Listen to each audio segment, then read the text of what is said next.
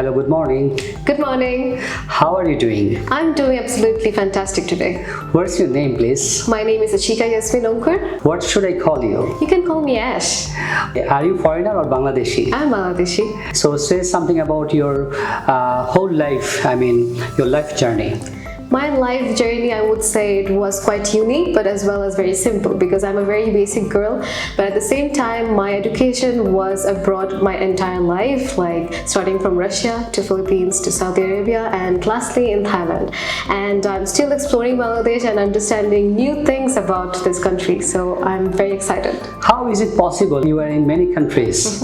And that is due to my father's job. As he works in the Ministry of Foreign Affairs, I got the opportunity, and I would say that I'm very lucky to have a father like him who made me travel this many countries. Are you trying to join in foreign ministry in Bangladesh? Yes, I'm like definitely your trying. father? Yeah, I'm definitely trying because I want to make him proud, and I think it opens a lot of doors for me, and there's never an end to learning. So I would say I'm trying for this year. Are you single or married?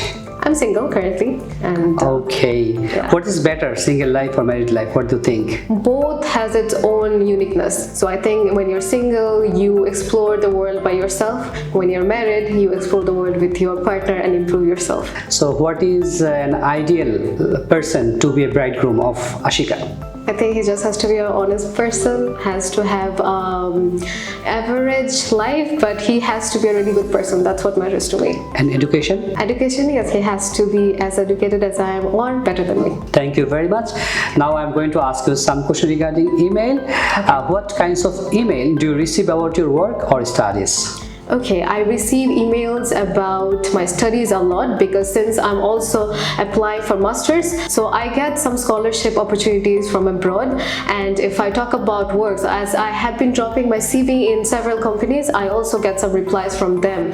So it is very usual for me to get emails from different organizations, and I was also part of ISAC, which is a non-profit organization. So I also take some classes over there. Whenever they need me, they send me an email. So I'm very pleased to have this many emails. Okay. Do you prefer to email, phone or text your friends? I definitely love texting my friends, like messaging them, because I feel I'm very comfortable in messaging with my friends, and that is what informal conversation is all about. So yeah, I love having messages with them. Do you reply to emails and messages as soon as you receive them?